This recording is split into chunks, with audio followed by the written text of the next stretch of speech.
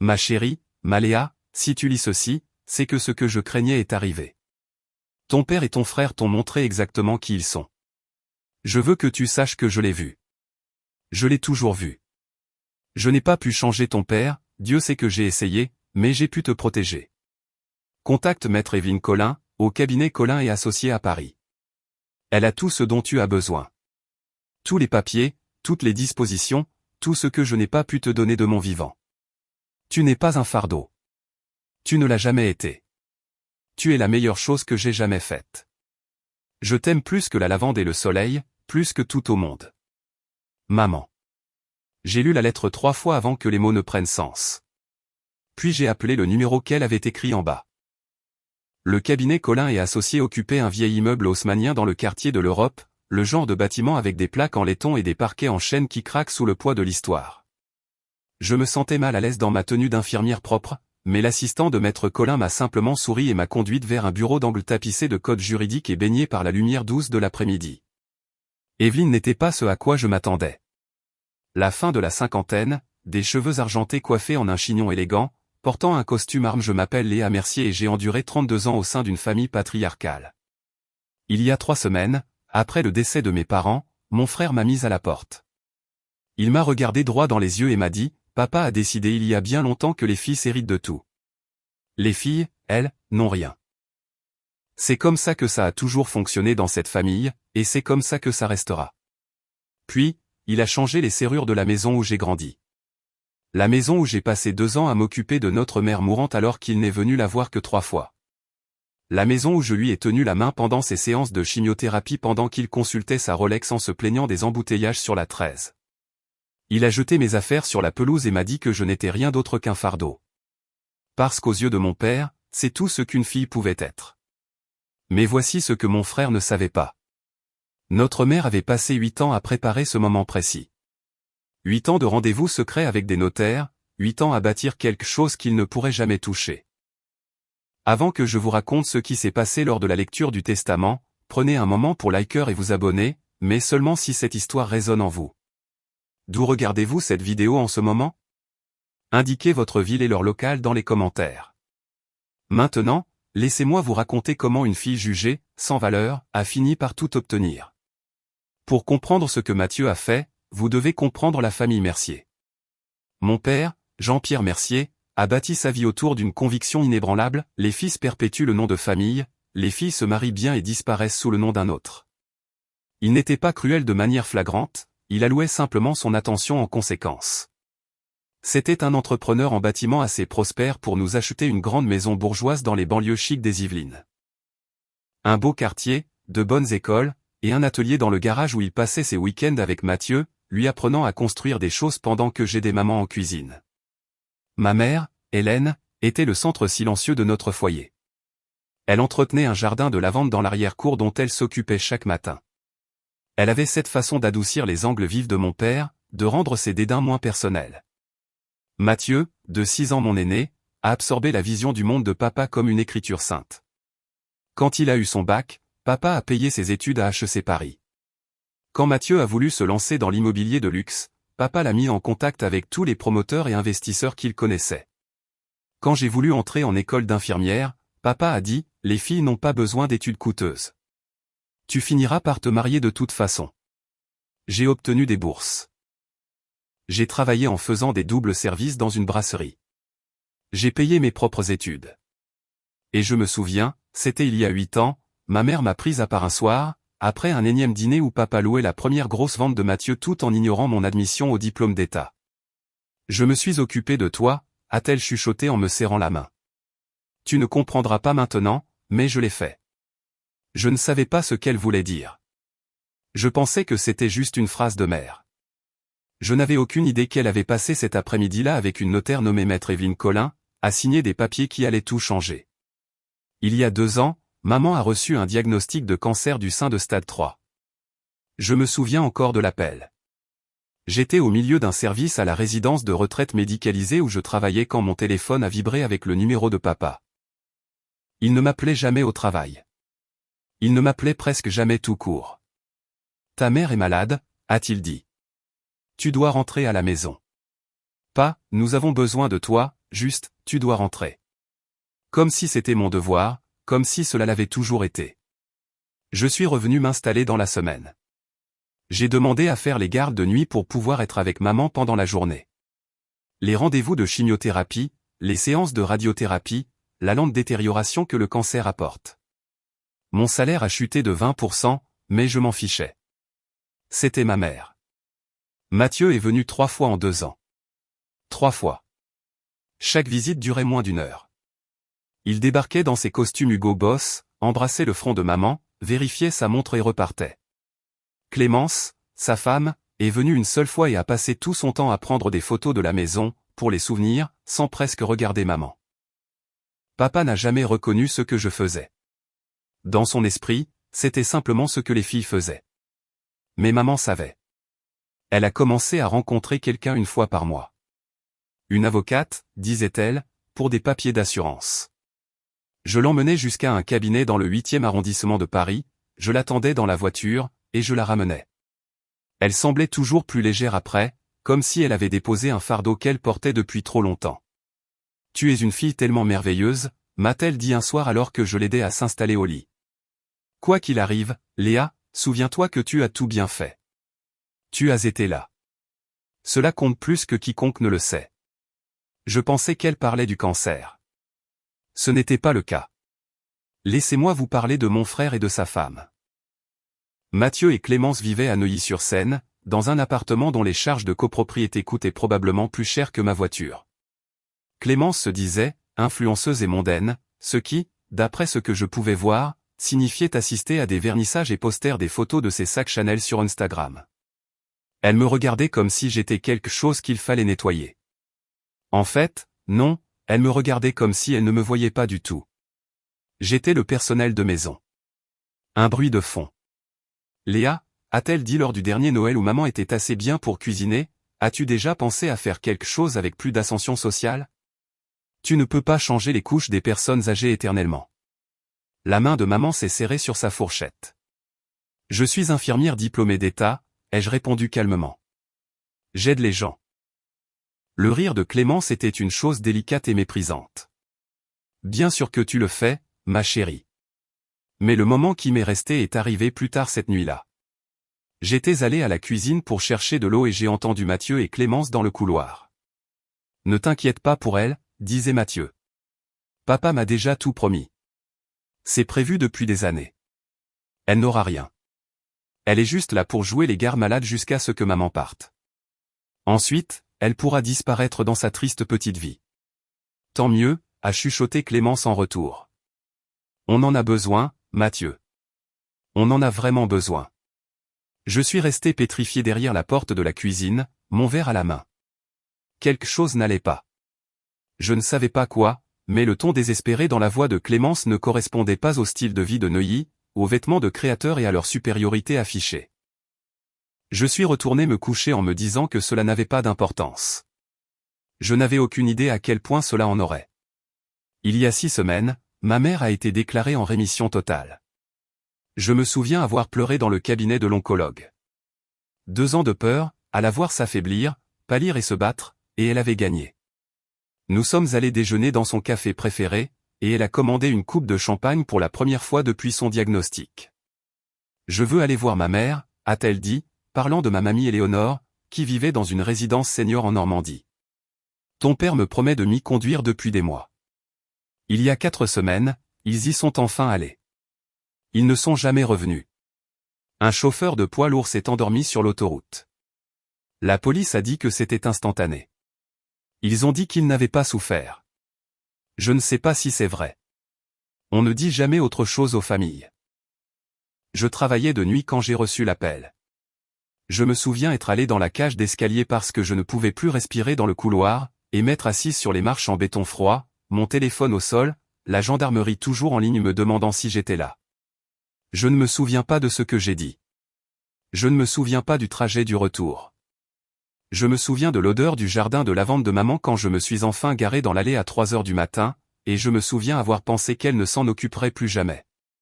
L'enterrement a eu lieu 4 jours plus tard, dans l'église où mes parents s'étaient mariés. 80 personnes étaient présentes. Mathieu a prononcé l'éloge funèbre. Il a parlé de papa pendant 7 minutes. Il a mentionné le nom de maman 2 fois.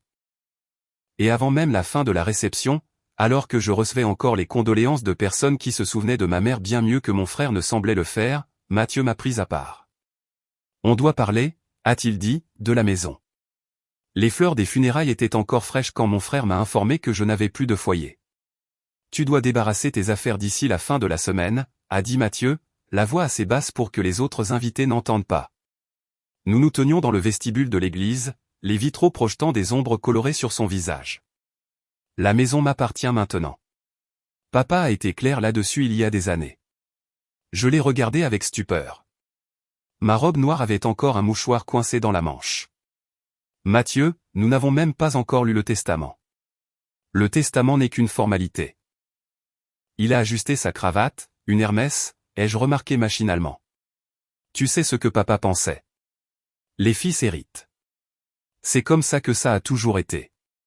Tu devrais être reconnaissante que je te laisse une semaine. Reconnaissante. Le mot est sorti de ma bouche de façon étranglée. Écoute, a-t-il dit en adoucissant sa voix pour prendre un ton qui aurait pu paraître raisonnable à quiconque ne le connaissait pas, je comprends que ce soit dur. Tu vivais là, tu t'occupais de tout, mais c'était ton choix. Tu aurais pu avoir une vraie carrière, une vraie vie. Au lieu de ça, tu as choisi de jouer les infirmières à domicile. Ce n'est pas de ma faute. Derrière lui, Clémence consultait son téléphone, déjà ennuyée. Ce n'est pas jouer, Mathieu. Je me suis occupé de maman pendant 2 ans. Pendant que toi. Pendant que moi quoi. Ses yeux sont devenus durs. Pendant que moi je bâtissais quelque chose, pendant que je réussissais par moi-même. Ne prétends pas que vider des bassins est la même chose que diriger une entreprise, Léa. Nous savons tous les deux ce que tu es. Il a reculé en ajustant ses boutons de manchette. Une semaine, a-t-il dit. Après ça, je change les serrures. Je l'ai regardé retourner vers Clémence, je l'ai vu lui sourire. Je les ai regardés partir sans dire au revoir à personne. C'était le lundi. Il n'a même pas attendu une semaine. Le mercredi soir, 2 jours après l'enterrement, je suis rentré du travail à 19h. Épuisé d'une manière qui n'avait rien à voir avec mon service. Le deuil fait ça, il donne l'impression de bouger sous l'eau. Ma clé n'a pas fonctionné. J'ai réessayé, confuse, pensant que le froid avait peut-être fait jouer la porte. Mais non, la serrure avait été changée. Le verrou aussi. Je suis allé vers le garage. Mes affaires, mes vêtements, mes livres, la boîte à recettes de maman qu'elle m'avait donnée. Tout ce que je possédais avait été jeté dans des cartons de déménagement et empilé contre le mur. La pluie de l'après-midi avait traversé 2 d'entre eux. Mon diplôme d'infirmière était gondolé et trempé. À travers la fenêtre, je pouvais voir Clémence marcher dans le salon, un verre de vin à la main, riant de quelque chose sur son téléphone. Elle m'a vu regarder. Elle a souri, a levé son verre dans un petit toast ironique, et s'est détournée. J'ai appelé Mathieu. Il a décroché à la 2e sonnerie comme s'il attendait mon appel. La maison est légalement à moi, a-t-il dit, sans même feindre des excuses. Je l'ai fait vérifier par mon avocat. La succession de papa, la maison de papa, la décision de papa. Tu as 24 heures pour enlever tes affaires de la propriété avant que je les fasse évacuer à la décharge. Mathieu, j'ai grandi ici. Et maintenant, tu n'y habites plus. C'est comme ça que la vie fonctionne, Léa. Peut-être que si tu avais fait quelque chose de ta vie, tu ne serais pas sous la pluie en ce moment. J'ai raccroché parce que je ne me faisais pas confiance pour parler. Je me suis assise sur l'herbe mouillée à côté des cartons de mes affaires ruinées et j'ai serré la seule chose qui n'avait pas été endommagée, la montre Timex de maman, gardée précieusement dans ma poche depuis que l'hôpital m'avait rendu ses effets personnels. C'est là que j'ai trouvé la lettre. La lettre était dans une boîte d'affaires de maman, des objets que Mathieu avait dû considérer comme de la pacotille, ses gants de jardinage, quelques vieilles photographies, et une enveloppe de couleur crème avec mon nom écrit de sa main. Pour Léa, quand le moment viendra. Je ne l'ai pas ouverte sur cette pelouse. Je ne pouvais pas. Au lieu de ça, j'ai appelé la seule personne à qui je pouvais penser, Dominique, l'infirmière cadre de ma résidence, qui était comme un mentor pour moi depuis 3 ans. Elle est arrivée dans sa voiture en moins de 30 minutes. Monte, a-t-elle dit sans poser de questions. Tu restes chez moi ce soir, demain, et aussi longtemps qu'il le faudra.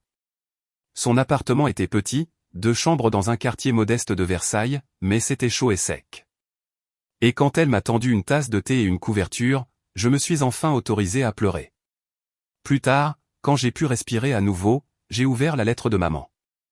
Son écriture était tremblante. Elle avait dû l'écrire pendant la chimio, quand ses mains tremblaient constamment. Annie grise anthracite, mais ses yeux étaient chaleureux quand elle m'a serré la main.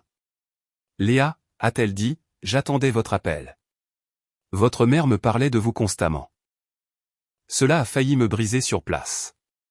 Elle. J'ai une lettre. Elle a dit que vous aviez des papiers. Evelyne a désigné une chaise. C'est exact. Votre mère et moi avons travaillé ensemble pendant 8 ans, Léa. C'était l'une des personnes les plus réfléchies que j'ai jamais représentées. 8 ans? C'était la même période dont maman m'avait parlé quand j'avais été admise en école d'infirmière. Votre mère connaissait les intentions de votre père, a dit Evelyne avec précaution. Elle savait que Mathieu hériterait de tout ce que Jean-Pierre contrôlait, et elle ne pouvait pas changer cela. Elle ne pouvait pas le changer lui, mais elle pouvait planifier autour de lui. Qu'est-ce que cela veut dire? Evelyne a croisé les mains. Cela signifie que votre mère a pris des dispositions qui existent entièrement en dehors de la succession de votre père. Des arrangements que Mathieu ignore, et que votre père ignorait aussi. La pièce a soudainement semblé plus petite. Quel genre d'arrangement? Le genre que vous découvrirez lors de la lecture formelle des testaments la semaine prochaine. Les testaments de vos 2 parents doivent être lus ensemble. Elle a marqué une pause. Mais je veux que vous me fassiez confiance d'ici là. Pouvez-vous faire ça? Quoi que Mathieu dise, quoi qu'il menace, ne réagissez pas. Ne signez rien. Attendez simplement. Pourquoi? Son sourire était presque tendre. Parce que votre mère est sur le point d'avoir le dernier mot. 3 jours avant la lecture du testament, Mathieu a appelé. Il était 22 heures. J'étais assise dans la cuisine de Dominique, les lumières tamisées, essayant de lire un livre sans en absorber un seul mot. Son nom sur l'écran de mon téléphone m'a noué l'estomac. Léa. Sa voix était amicale, ce qui était d'une certaine manière pire qu'une voix hostile. J'ai réfléchi. Cette situation, ce conflit entre nous, ce n'est bon pour personne. Tu m'as mise à la porte de ma propre maison 2 jours après l'enterrement de nos parents, Mathieu. Je sais, je sais. J'aurais pu mieux gérer les choses. Il avait l'air sincèrement désolé. C'est pour ça que j'appelle. Je veux arranger ça. J'ai attendu. J'ai fait préparer un accord simple, a-t-il continué. Tu signes un document où tu renonces à toute contestation de la succession, et en échange, je te donne 10 000 € en espèces. De quoi t'installer dignement quelque part. 10 000 €. Pour une vie entière à s'entendre dire que je valais moins. Pour 2 ans à m'occuper de notre mère pendant qu'il venait 3 fois. Pour chaque dédain, chaque mépris, chaque moment où Mathieu et mon père m'avaient fait sentir que je prenais une place qui aurait dû appartenir à quelqu'un de plus méritant. Non. Léa, sois raisonnable. Tu ne gagneras rien devant un tribunal. Le testament de papa est clair. Tout ce que tu vas faire, c'est dépenser de l'argent en avocat et faire traîner ça pendant des mois.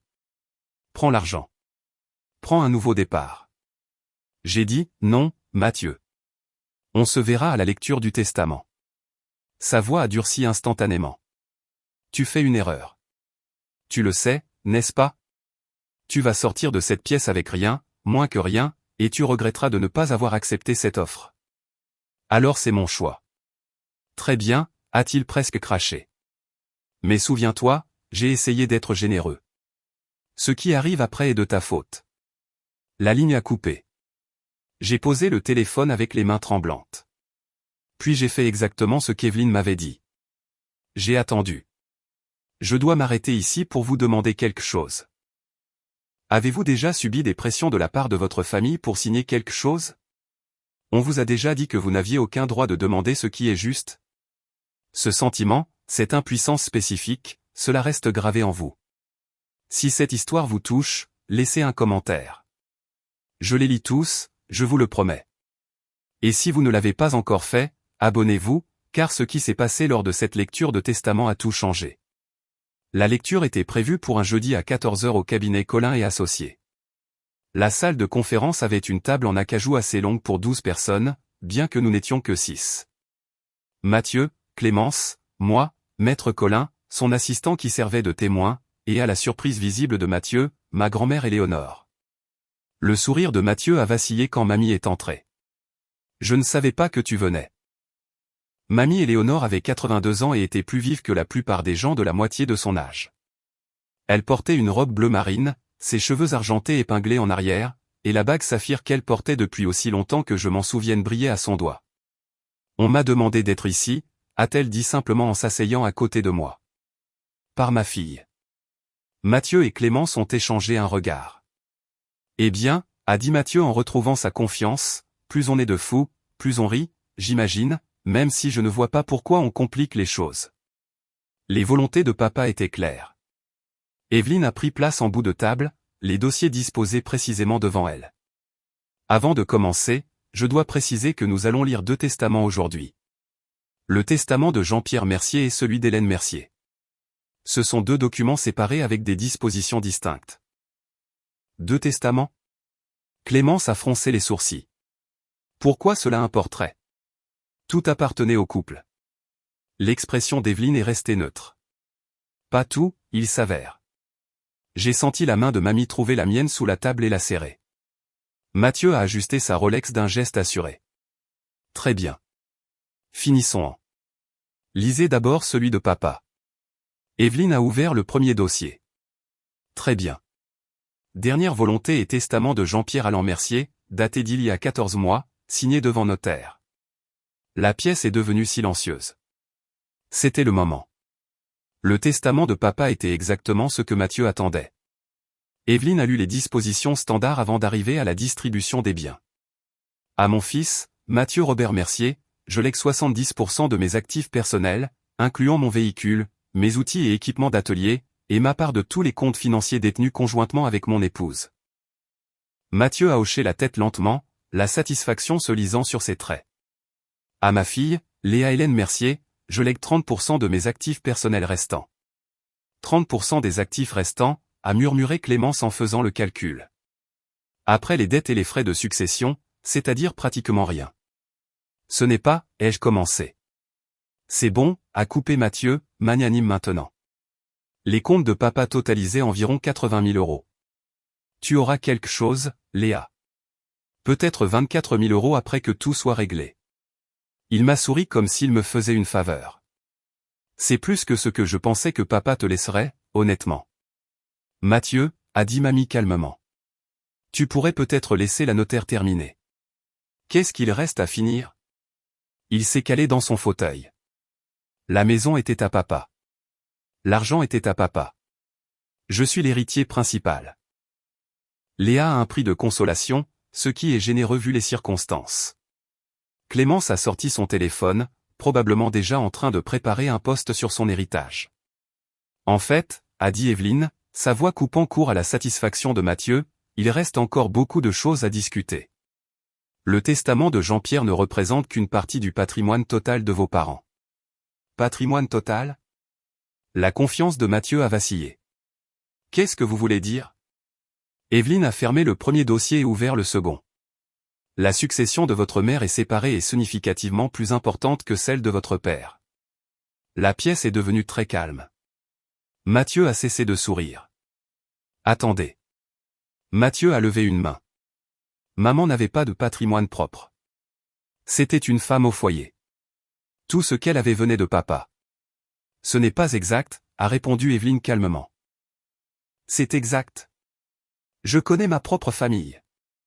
Mathieu s'est levé comme si la hauteur lui donnait de l'autorité. Quoi que vous soyez sur le point de lire, quel que soit le petit compte d'épargne que maman aurait pu avoir, cela ne change rien. Papa a été clair sur ses volontés pendant des décennies. Le fils hérite.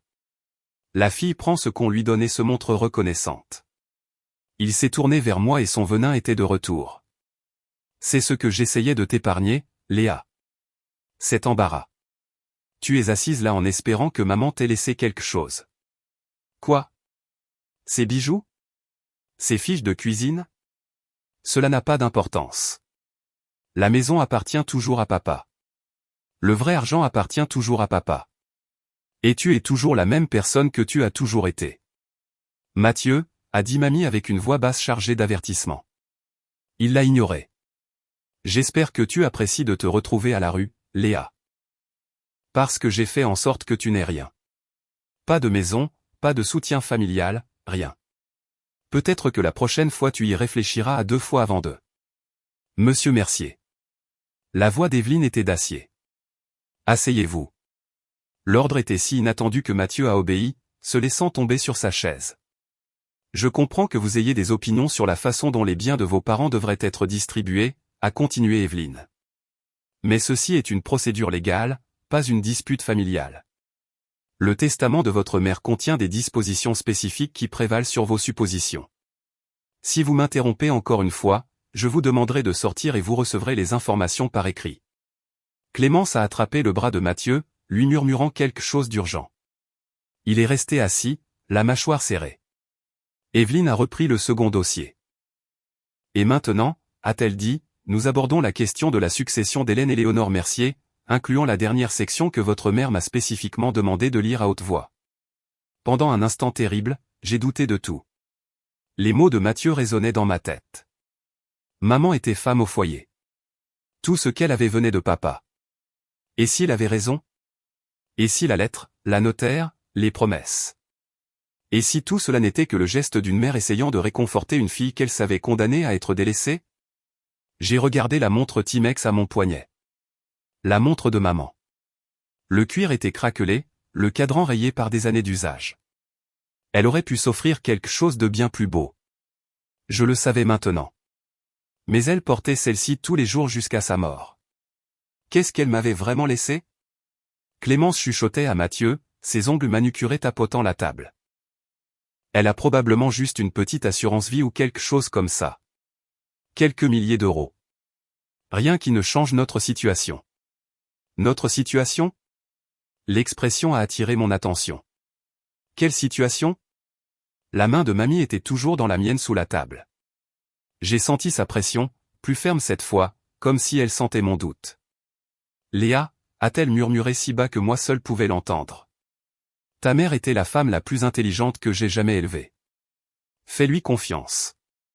J'ai regardé Evelyne, qui m'observait avec une expression que je n'arrivais pas tout à fait à lire. Patiente, presque anticipatrice. Je suis prête, ai-je dit. Mathieu a ricané. Prête pour la déception. Clémence a ri. Evelyne les a ignorés tous les deux. Elle a ouvert le dossier et a sorti plusieurs documents. Je pouvais voir des sceaux officiels, des tampons de notaire, des pages denses de textes juridiques. Dernière volonté et testament d'Hélène Éléonore Mercier, commença-t-elle. Mis à jour il y a 18 mois, signé devant moi-même et un confrère. La testatrice a été évaluée par le docteur Sarah Hamon, psychiatre agréé, et déclarée pleinement apte et capable de signer ce document. Elle a regardé Mathieu droit dans les yeux. Le premier élément est une lettre que Madame Mercier a demandé que je lise à toutes les personnes présentes. Mathieu a bougé sur sa chaise. Il y a 18 mois. Maman était en pleine chimio il y a 18 mois. Son jugement était altéré. J'avais anticipé cette inquiétude, a répondu Evelyne, le ton neutre. C'est pourquoi j'ai l'évaluation écrite du docteur Hamon confirmant la pleine capacité cognitive de votre mère au moment de la signature. J'ai également une documentation vidéo de la signature elle-même. Elle a produit une clé USB et l'a posée sur la table. Votre mère ne voulait aucune ambiguïté. Elle s'est enregistrée expliquant chaque décision de ce document. La vidéo dure 32 minutes et est disponible pour examen si quelqu'un souhaite contester sa capacité. Le téléphone de Clémence s'est arrêté de bouger. Elle fixait la clé USB comme si elle allait la mordre. C'est. Mathieu a dégluti. C'est très méticuleux. Votre mère était une femme méticuleuse. Les lèvres d'Evelyne se sont courbées très légèrement. Maintenant, la lettre. Elle a levé une seule page manuscrite sur du papier à lettres couleur crème. J'ai reconnu le papier. Maman en avait une boîte dans son bureau, du papier de luxe qu'elle utilisait pour les correspondances importantes. À mes enfants, lui Evelyne, la voix claire et posée. Si vous entendez cette lettre, c'est que je suis parti et que le moment que je redoutais est arrivé. Ma gorge s'est serrée. Je vous aime tous les deux. Je veux que vous sachiez cela d'abord. Mais l'amour ne me rend pas aveugle. Mathieu s'est figé. pendant 35 ans, j'ai regardé votre père favoriser Mathieu d'une manière qu'il ne reconnaissait même pas comme du favoritisme. C'était simplement sa façon de voir le monde. Les fils comptent, les filles servent. Je n'ai pas pu le changer. Croyez-moi, j'ai essayé. Evelyne a marqué une pause, nous regardant. Il y a plus, a-t-elle dit. Mais je vais peut-être continuer après que tout le monde ait pris un moment. Continuez de lire, a dit Mathieu d'une voix tendue. Evelyne a hoché la tête, et je me suis préparé. Evelyne a continué la lecture, et la voix de ma mère semblait remplir la pièce. Quand Léa est née, Jean-Pierre a dit, peut-être que la prochaine fois nous aurons un autre garçon. J'ai serré ma fille dans mes bras et je lui ai promis silencieusement qu'elle ne serait jamais la prochaine fois pour moi. Je l'ai regardée grandir en travaillant 2 fois plus dur pour obtenir la moitié de la reconnaissance. Je l'ai regardée payer ses propres études d'infirmière alors que Mathieu recevait tous les avantages. Je l'ai regardée revenir à la maison pour s'occuper de moi pendant les 2 pires années de ma vie. Changeant mes draps quand j'étais trop malade pour bouger, me tenant la main pendant la chimiothérapie, me chantant les chansons que je lui chantais quand elle était bébé. Mathieu est venu 3 fois. 3 fois en 2 ans. Je n'écris pas ceci pour condamner mon fils, mais je l'écris pour expliquer pourquoi j'ai fait les choix que j'ai faits. Les biens que je laisse à Léa ne sont pas une récompense. Ce n'est pas du favoritisme. Ils sont l'équilibre que je n'ai pas pu fournir de mon vivant. Ils sont ce qui lui a toujours été dû. Clémence a laissé échapper un petit bruit étranglé. Si Mathieu entend ceci et se sent en colère, je le comprends, mais je lui demande de réfléchir, pourquoi se sent-il en droit de tout avoir? Qui lui a appris cela? Et qu'a-t-il fait pour le mériter, à part être né de sexe masculin? Le visage de Mathieu était devenu livide. Evelyne a levé les yeux. La lettre se termine par « Léa, ma chérie, ma fille, tu n'as jamais été un fardeau. Tu es mon cœur. Vis bien, sois heureuse, et ne laisse jamais personne te dire que tu ne mérites pas chaque bonne chose. Avec tout mon amour, pour toujours, maman. » Le silence était absolu. Je ne pouvais pas parler. Je ne pouvais pas respirer. Mamie a glissé un mouchoir dans ma main. Maintenant, a dit Evelyne calmement, discutons de ce que votre mère vous a réellement laissé. D'abord, a dit Evelyne en sortant un document du dossier. La maison. Mathieu s'est redressé. La maison fait partie de la succession de papa. Elle a toujours été à son nom. En fait, non. Evelyne a fait glisser le document sur la table. Il y a 5 ans, vos parents ont signé un acte de transfert de propriété. La propriété située dans les Yvelines a été transférée de la propriété conjointe au nom propre d'Hélène Mercier. Quoi? Mathieu a saisi le papier, le parcourant frénétiquement. C'est. Pourquoi papa aurait-il accepté ça? Pour une protection de responsabilité civile. Votre père faisait face à une menace de procès de la part d'un client mécontent à l'époque. Mettre la maison au nom de votre mère la protégeait de toute saisie judiciaire contre son entreprise de BTP. C'est une stratégie de planification patrimoniale courante. Je n'ai jamais entendu parler de procès. Cela a été réglé à l'amiable, mais le transfert de propriété est resté. Evelyne a produit un autre document. Voici l'acte de propriété enregistré au service de la publicité foncière datant d'il y a 5 ans. La propriété, actuellement estimée à environ 650 000 €, appartenait uniquement à votre mère. Le visage de Clémence a pris une couleur étrange. Mais cela signifie. Cela signifie que votre mère avait toute autorité pour la léguer à qui elle voulait. Evelyne m'a regardé. Et elle vous a choisi, Léa. Non. Mathieu a secoué la tête.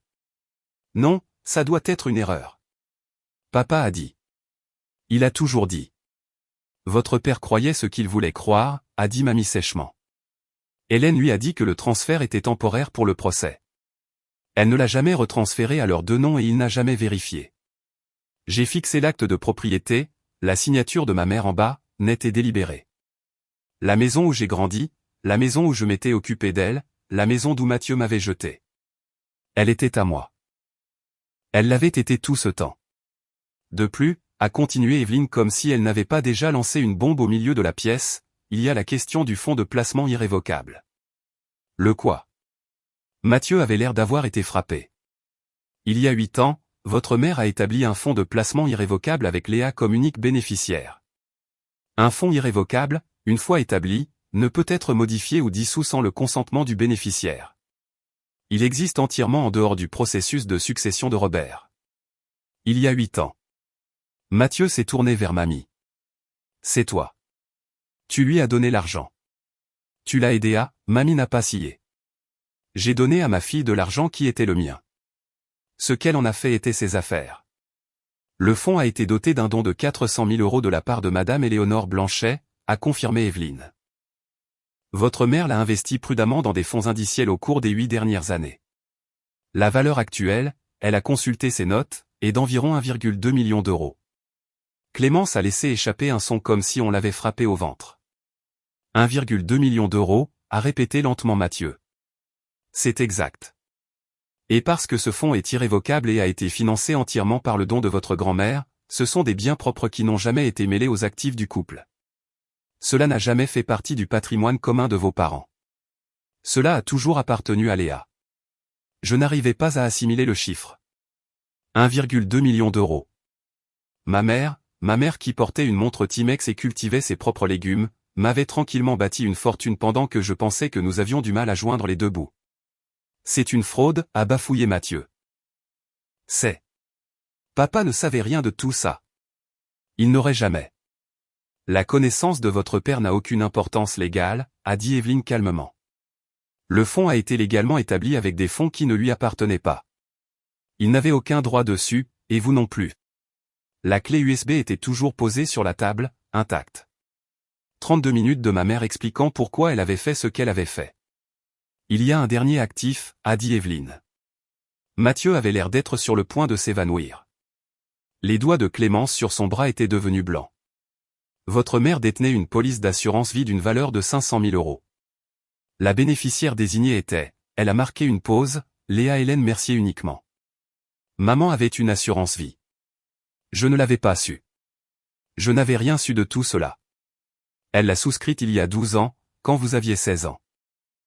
Elle payait les primes à partir de son compte personnel, de l'argent que votre grand-mère lui envoyait annuellement comme cadeau. Votre père n'a jamais été bénéficiaire. Mais je suis son fils, a dit Mathieu, et il y avait quelque chose de désespéré dans sa voix maintenant. Quelque chose de brisé. Je suis son premier-né. Elle ne peut pas. Elle ne peut pas me laisser sans rien. Elle ne peut pas. Elle ne vous a pas laissé sans rien, monsieur Mercier. Evelyne a sorti une dernière page. Le testament de votre mère spécifie que vous devez recevoir ses effets personnels, ses albums photos, sa collection de bijoux et une lettre qu'elle a écrite spécifiquement pour vous. Une lettre ? Mathieu a ri, mais c'était un rire creux. Elle laisse des millions à Léa, et moi j'ai une lettre. Et les bijoux contiennent des pièces de valeur, a ajouté Evelyne. Je ne veux pas de ces bijoux. Mathieu a frappé du plat de la main sur la table. Clémence a sursauté. Je veux ce qu'on m'a promis. Je veux ce que j'ai gagné. Ce que tu as gagné. J'ai parlé avant de pouvoir m'en empêcher. Les mots sont sortis doucement, mais ils ont rempli la pièce. Tu as rendu visite à maman 3 fois en 2 ans, Mathieu. 3 fois. Tu m'as dit que je n'étais rien d'autre qu'un fardeau alors que je lui tenais la main pendant sa chimiothérapie. Qu'est-ce que tu as gagné exactement ? Il m'a fixé. J'ai soutenu son regard. Discutons des chiffres totaux, a dit Evelyne, et je pouvais entendre une infime satisfaction dans son ton professionnel. C'est contestable. Mathieu s'est levé si vite que sa chaise a failli basculer. Je conteste tout. Maman n'était pas saine d'esprit. La chimio, les médicaments. Elle n'aurait pas pu prendre ses décisions rationnellement. Evelyne est restée assise. Comme je l'ai mentionné, votre mère a subi une évaluation cognitive par le docteur Hamon, une psychiatre indépendante de son traitement médical. L'évaluation a conclu que Madame Mercier était pleinement compétente et comprenait la nature et les conséquences de ses décisions. Les psychiatres peuvent se tromper. De plus, la signature de son testament a été filmée. Evelyne a tapoté la clé USB. Dans cette vidéo, votre mère articule clairement ses raisons pour chaque legs. Elle aborde également directement la possibilité que vous puissiez contester et explique pourquoi une telle contestation échouerait. La mâchoire de Mathieu travaillait. De plus, a continué Evelyne, le fonds de placement irrévocable et les désignations de bénéficiaires d'assurance vie ne sont pas sujets à contestation testamentaire. Ce sont des instruments juridiques indépendants qui ne passent pas par la succession classique. Vous n'avez aucune base légale pour les attaquer. Il doit bien y avoir quelque chose. Si vous souhaitez contester le testament de votre père, vous pouvez le faire, bien que je vous conseillerais de consulter votre propre avocat sur les coûts par rapport au recouvrement potentiel. Quant aux dispositions de votre mère, le regard d'Evelyne était froid, elle avait anticipé vos objections, monsieur Mercier. Elle a passé 8 ans à s'assurer que tout soit blindé. Mamie Éléonore a pris la parole. Ma fille n'a pas fait ça par méchanceté, Mathieu. Elle l'a fait parce qu'elle savait. Nous savions tous que sans protection, Léa ne recevrait rien, et Léa méritait mieux que rien. Mathieu s'est tourné vers Mamie, le visage tordu. Tu l'as aidé à cacher ça. Tu m'as évincé. J'ai aidé ma fille à protéger sa fille, a dit Mamie simplement. La même chose que n'importe quelle mère ferait. Mathieu n'avait pas de réponse à cela. Clémence a craqué la première. C'est insensé. Elle s'est levée, son calme fin volant enfin en éclats. C'est une infirmière. Elle passe ses journées à s'occuper de vieux. Et elle récupère 2 millions pendant que nous. Pendant que nous. Pendant que vous quoi? Madame Mercier, a demandé Evelyne calmement. La bouche de Clémence s'est ouverte et fermée. Elle en avait trop dit et elle le savait. Eh bien, vous êtes sur le point de perdre votre appartement à Neuilly, a dit Mamie. Sa voix était calme, mais elle a tranché le silence de la pièce. Tu pensais qu'on ne savait pas pour tes investissements ratés, Mathieu? Les 400 000 € de pertes, les avis de saisie? Mathieu est devenu livide. Comment? Hélène savait, a dit Mamie. Elle savait pour les dettes, les mauvais contrats, ton désespoir. Elle savait que tu comptais sur cet héritage pour te renflouer. C'est pour ça qu'elle s'est assurée que tu ne puisses pas toucher à ce qu'elle avait bâti pour Léa. J'ai regardé mon frère. Je l'ai vraiment regardé pour la première fois depuis des années. La Rolex, le costume de marque, la BMW sur le parking. Tout cela n'était que du décor, j'ai réalisé. Une façade construite sur des crédits, des promesses et l'hypothèse que l'argent de nos parents serait toujours là pour le rattraper. Tu prévoyais de tout prendre, ai-je dit lentement. Pas parce que tu en avais besoin, mais parce que tu coulais. Je ne coule pas, a aboyé Mathieu. J'ai eu un revers, c'est tout. Un revers temporaire que la succession de papa aurait sauvé, ai-je terminé. Sauf que la succession n'était pas ce que tu pensais. Clémence s'est effondrée sur sa chaise, son mascara commençant à couler. Tu as passé toute ta vie à t'entendre dire que tu méritais tout, ai-je dit. Et tu n'as jamais pris le temps de te demander si c'était vraiment vrai. Mathieu n'a pas répondu. Il ne le pouvait pas. Je veux m'arrêter ici un instant. Je sais que certains d'entre vous regardent et pensent, pourquoi Clémence dirait-elle ça à voix haute? Pourquoi révélerait-elle leurs problèmes financiers devant tout le monde? La réponse est la peur. Quand ce sur quoi vous comptiez disparaît, vos instincts de survie prennent le dessus. Vous cessez de penser aux apparences. Si cette histoire résonne en vous, cliquez sur le bouton s'abonner car nous sommes presque à la fin et il y a une dernière chose que je dois vous dire. Evelyne a attendu que le calme revienne dans la pièce avant de parler. Pour mémoire, a-t-elle dit, laissez-moi résumer le total des actifs transmis à Léa Mercier. Elle a consulté ses notes, bien que je soupçonnais qu'elle connaissait les chiffres par cœur. De la succession de sa mère, la propriété dans les Yvelines, valeur estimée 650 000 €. Du fonds de placement irrévocable établi en 2016, 1 200 000 €. De la police d'assurance vie, 500 000 €. Elle a levé les yeux. De plus, de la succession de son père, 30% des actifs liquides restants, soit environ 24 000 €. La respiration de Clémence était devenue saccadée. Le total, a continué Evelyne, la voix posée et professionnelle, est d'environ 2 374 000 €. Le chiffre est resté suspendu dans l'air. 2 374 000 €. Ma mère, qui cultivait des légumes, portait une montre bon marché et n'achetait jamais rien dont elle n'avait pas besoin, m'avait laissé près de 2,5 millions d'euros. Mathieu a laissé échapper un son étrange. Il agrippait le bord de la table, ses articulations blanches, son visage de la couleur d'un vieux parchemin. Il a essayé de se lever, peut-être pour protester, peut-être pour partir, puis ses yeux ont roulé en arrière et il s'est effondré. Sa tête a heurté le bord de la table dans sa chute. Clémence a crié. L'assistant d'Evelyne était déjà en mouvement, appelant le 15, vérifiant son pouls. Je suis resté figé, regardant mon frère inconscient sur la moquette d'un cabinet d'avocat, abattu par des chiffres sur une page. Il respire, a rapporté l'assistant. Le pouls est régulier, il s'est probablement juste évanoui. Mamie a serré ma main. J'ai serré la sienne. Ta mère serait fière de toi, a-t-elle chuchoté. Pas pour l'argent, mais pour celle que tu es devenue malgré tout cela. Je n'ai pas pu répondre. J'essayais encore de comprendre. Les secours ont dit que c'était un malaise vagal, une chute soudaine de la tension artérielle déclenchée par le choc. Rien de dangereux, juste la façon de son corps de traiter ce que son esprit ne pouvait pas accepter. Ils ont pansé la petite coupure sur son front et lui ont recommandé de voir son médecin, mais il a refusé le transport. 20 minutes après s'être évanoui, Mathieu était de retour sur sa chaise, pas les chancelants, Clémence planant au-dessus de lui comme s'il allait se briser. Il m'a regardé. Tu savais, a-t-il dit d'une voix rauque. Tu savais tout ça. Je n'en savais rien. Je le pensais sincèrement. Pas avant il y a quelques jours, et même là, je ne savais pas combien. Mais tu te doutais.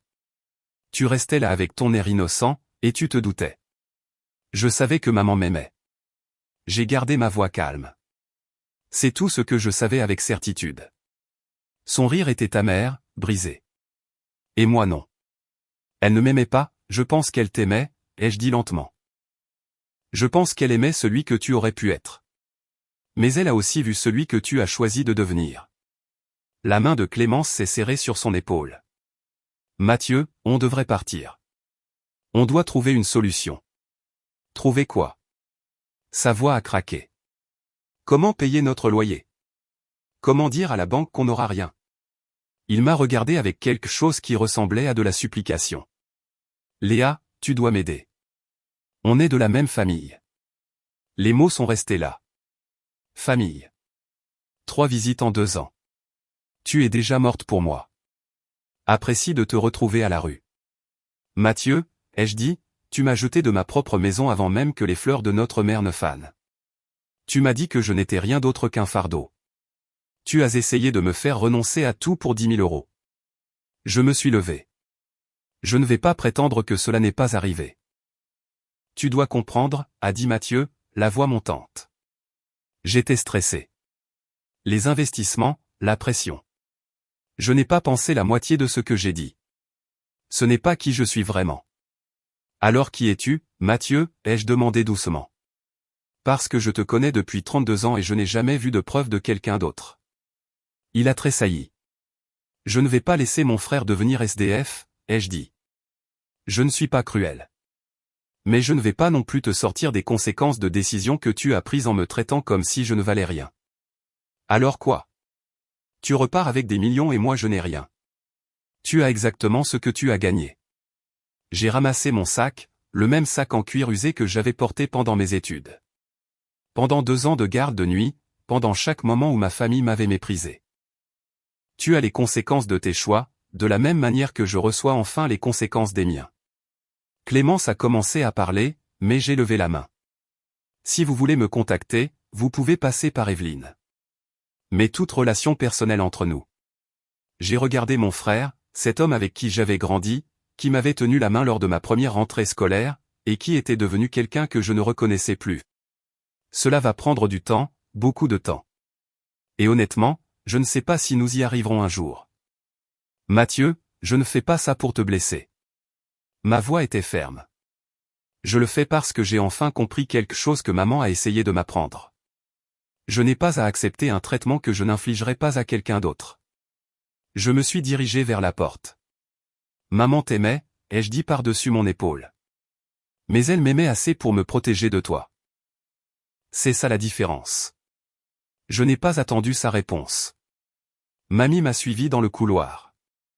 Attends, a-t-elle dit en attrapant mon bras. J'ai quelque chose pour toi. Elle a cherché dans son sac et a sorti une petite boîte en velours bleu marine, usée sur les bords. Ta mère voulait que tu aies ceci. Elle m'a demandé de te le donner après la lecture. À l'intérieur se trouvait sa bague saphir. Celle que mamie portait depuis aussi longtemps que je m'en souvienne. Celle que j'admirais depuis que j'étais petite fille. Mamie, je ne peux pas. Elle est à toi. Elle était à moi, corrigea-t-elle doucement. Je l'ai donnée à ta mère le jour de son mariage, et elle me l'a rendue quand elle a su qu'elle allait mourir, pour que je puisse te la donner quand le moment serait venu. Je l'ai glissée à mon doigt. Elle m'allait parfaitement. Il y a autre chose que tu devrais savoir, a dit mamie. Quelque chose que même ta mère n'a pas mis dans le testament. J'ai levé les yeux. Hélène voulait quitter ton père il y a des années, avant ta naissance. Mais elle est tombée enceinte de Mathieu et elle est restée. Elle est restée pour vous deux. Je ne l'ai jamais su. Personne ne le savait. Elle a fait avec. Mais elle a toujours regretté de ne pas avoir pu t'offrir une enfance différente. Les yeux de mamie brillaient de larmes retenues. Le fond, l'assurance. Tout ça, c'était sa façon de te donner la liberté qu'elle n'a jamais eue. La liberté de t'éloigner des gens qui ne t'apprécient pas, je l'ai serrée dans mes bras. Cette petite femme qui avait aidé ma mère à planifier pendant 8 ans pour me donner un avenir. Merci, ai-je chuchoté. Ne me remercie pas, a-t-elle dit. Vis bien, c'est tout ce que ta mère a jamais voulu. Derrière nous, j'ai entendu Mathieu et Clémence partir enfin, leur voix basse étendue. Je ne me suis pas retourné. Un mois plus tard, j'étais assise dans le bureau d'une conseillère financière à Paris, quelqu'un qu'Evelyne m'avait recommandé, une femme avec 20 ans d'expérience et aucun intérêt à s'enrichir sur mon inexpérience. Voici ma recommandation, a-t-elle dit en faisant glisser un document sur le bureau. Nous gardons le fonds investi. Vous ne prélevez que ce dont vous avez besoin pour vos frais de vie. L'assurance vie va sur un livret d'épargne à haut rendement pour les urgences et les opportunités. Nous remboursons vos bourses et dettes étudiantes immédiatement. Et vous continuez à travailler. Continuez à travailler. Je m'attendais à ce qu'elle me suggère de prendre ma retraite, de voyager, de faire quelque chose d'extravagant. Vous aimez votre métier, a-t-elle dit simplement. L'argent ne devrait pas changer qui vous êtes. Il devrait simplement vous donner des options. C'est donc ce que j'ai fait. J'ai remboursé mes dettes, un fardeau que je traînais depuis 6 ans, effacé en une seule transaction. J'ai gardé mon poste à la résidence de retraite, bien que je sois passé en horaire de jour maintenant que je n'avais plus besoin de la majoration de nuit. Je suis resté chez Dominique un mois de plus le temps de décider quoi faire de la maison. Parce que la maison était compliquée. C'était là où je m'étais occupé de maman, là où j'avais été jeté comme une moins que rien, là où Mathieu et Clémence avaient bu du vin pendant que mes affaires trempaient sous la pluie. C'était aussi l'endroit où maman avait cultivé son jardin de lavande, où elle m'avait bordé le soir, où elle avait discrètement rencontré des notaires et construit un avenir que je n'aurais jamais soupçonné. Je n'étais pas prête à y vivre, pas encore. Mais je n'étais pas prête à la vendre non plus. Lula, a suggéré Dominique un soir. Laisse-la s'autofinancer pendant que tu réfléchis. Rien ne presse. Elle avait raison. Pour la première fois de ma vie, rien ne pressait. J'avais du temps maintenant. Maman m'avait donné ça. 3 mois après la lecture du testament, mamie m'a appelé avec des nouvelles. Mathieu avait dû vendre son appartement de Neuilly. Clémence a demandé le divorce la semaine dernière, a-t-elle dit. J'étais au travail, pendant ma pause, assise dans la même cage d'escalier où j'avais appris que mes parents étaient morts. C'est étrange comme les lieux accumulent les moments. Comment le sais-tu? L'annonce de vente est parue sur Internet, et Clémence est très bavarde sur Instagram. Le ton de mamie était sec. Elle est déjà en train de se repositionner comme une survivante d'abus financiers narcissiques. Je cite. J'ai failli rire. Presque. Est-ce qu'il va bien? Définis-le bien. Mamie a soupiré. Il vit dans un petit appartement à Saint-Denis. Il travaille toujours dans l'immobilier, mais plus dans son ancien cabinet de prestige. Je ne pense pas que quiconque l'invite encore aux soirées mondaines. La version de moi d'il y a 3 mois aurait pu ressentir une certaine satisfaction. La nouvelle version, celle qui avait eu le temps de digérer, de faire son deuil et de guérir, se sentait juste fatiguée. Je ne lui souhaite pas de mal, ai-je dit. Je sais que non. C'est la différence entre toi et lui. Est-ce que maman savait pour les dettes, les problèmes financiers? Elle s'en doutait. C'est en partie pour cela qu'elle a fait ce qu'elle a fait. Elle savait que s'il y avait de l'argent disponible, Mathieu trouverait un moyen de s'en emparer. Pas parce qu'il est mauvais, mais parce qu'il a été élevé en croyant que tout lui était dû. J'ai pensé à mon frère, seul dans un appartement médiocre, sa femme partie, son style de vie effondré. J'ai pensé au garçon qui me poursuivait dans le jardin, qui me laissait monter sur ses épaules lors des fêtes de village. Je ne savais pas où ce garçon était passé, mais je savais que je ne pouvais pas le sauver. Je vais à la maison ce week-end, ai-je dit à mamie. Première fois depuis tout ça. Tu veux m'accompagner? Oui, je pense que j'aimerais ça. Le jardin de lavande avait survécu à l'hiver. Pas tout à fait. Certaines plantes étaient devenues brunes et cassantes. Mais là, dans la lumière précoce d'avril, je pouvais voir de nouvelles pousses vertes percer le sol. La vie. Têtue et persistante, refusant d'abandonner. Mamie se tenait à côté de moi, son bras passé sous le mien. Elle a planté ce jardin l'année de ta naissance, a-t-elle dit. Tu le savais? Je ne le savais pas. J'avais toujours supposé que c'était juste quelque chose que maman aimait, pas quelque chose qui avait un sens. Elle disait que la lavande servait à la protection, à la purification. Elle voulait que de bonnes choses poussent autour de toi. Je suis entré par la porte arrière. Ma clé fonctionnait parfaitement maintenant.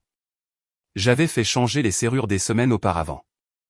Je me suis tenu dans la cuisine où j'avais fait des milliers de tasses de thé pour maman, où je lui avais tenu la main à travers la nausée et la peur.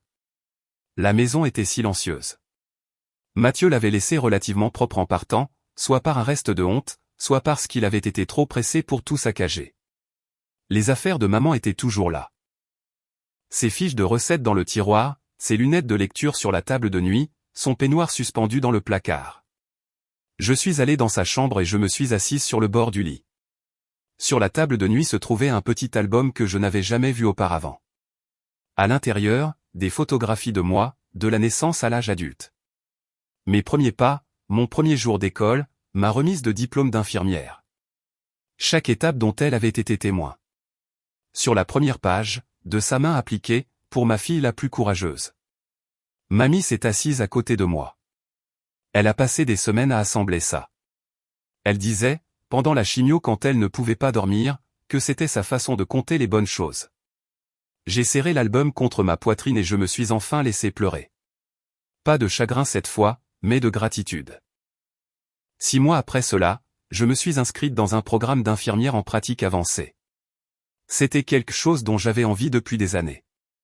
La chance de faire plus que des soins au chevet du patient, de diagnostiquer et de traiter, d'aider les patients d'une manière plus profonde. Mais le programme était coûteux, et entre mes dettes et mes maigres économies, cela avait toujours semblé être un rêve lointain. Maintenant, je pouvais me l'offrir. J'ai utilisé l'argent du fonds de placement, en suivant le plan établi par ma conseillère, assez pour les frais de scolarité et les livres, le reste continuant de fructifier tranquillement. J'ai continué à travailler à temps partiel à la résidence de retraite parce que je n'étais pas prête à quitter les patients que j'avais appris à aimer. Dominique et moi avons trouvé un appartement ensemble près de l'hôpital, 2 chambres, un petit balcon où j'ai commencé à faire pousser de la lavande en pot. Elle disait que vivre seul était de toute façon surestimé. Et je disais qu'avoir une colocataire signifiait quelqu'un avec qui partager les abonnements Netflix. Nous savions toutes les deux que c'était bien plus que cela. Mamie appelait tous les dimanches. Elle me racontait des histoires sur maman-enfant, sur leurs aventures avant qu'elle ne rencontre papa, sur la femme qu'elle était avant que la vie ne l'use. J'enregistrais les appels sur mon téléphone, bâtissant une archive de la mère que j'apprenais encore à connaître. Quant à la maison, je l'ai louée à une jeune famille, une infirmière justement, qui travaille avec moi, son mari et leurs 2 petites filles. La fille aînée a demandé si elle pouvait s'occuper du jardin de lavande. J'ai dit oui. J'ai dit oui à beaucoup de choses cette année-là, aux opportunités, au repos, au lent processus consistant à comprendre que je valais plus que ce qu'on m'avait dit. Ma mère ne m'a pas simplement donné de l'argent. Elle m'a donné la permission de croire que je le méritais. J'ai beaucoup réfléchi à la raison pour laquelle Mathieu est devenu ce qu'il est. Pas pour l'excuser. Il n'y a aucune excuse pour la façon dont il m'a traité. Mais pour comprendre. Mon frère a grandi en s'entendant dire qu'il était spécial simplement parce qu'il était né garçon. Il n'avait rien à prouver. Le monde lui appartenait par défaut. Alors, il n'a jamais développé les muscles de l'empathie, de l'effort pour mériter ce qu'il possède, ni la capacité de reconnaître que les besoins des autres importent autant que les siens. Les psychologues appellent cela le sentiment de légitimité excessive. La croyance que vous méritez des choses sans effort. Cela ne naît pas, cela s'enseigne. Et une fois que c'est là, c'est presque impossible à désapprendre car admettre que vous n'êtes pas spécial reviendrait à admettre que toute votre identité était un mensonge. Mathieu n'est pas un monstre. Il est le produit d'un système qui lui a dit qu'il valait plus qu'il ne valait. Et quand la réalité a fini par le rattraper, il n'a pas su comment gérer. Je ne sais pas s'il changera un jour. Je l'espère pour lui. Mais je sais aussi que son changement n'est pas ma responsabilité. Ma responsabilité est envers moi-même, pour vivre la vie que maman voulait pour moi. Pour fixer des limites qui protègent ma paix. Pour me souvenir que s'éloigner des gens toxiques n'est pas de la cruauté, c'est de la survie. Si vous regardez ceci et que l'on vous a dit que vous n'étiez pas assez bien, par votre famille, par vos partenaires, par n'importe qui censé vous aimer, je veux que vous sachiez qu'ils avaient tort. Vous avez toujours été assez. Parfois, les gens qui nous aiment nous protègent de façon que nous ne voyons pas. Et parfois, nous devons devenir nos propres protecteurs. C'est ce que j'ai appris de ma mère.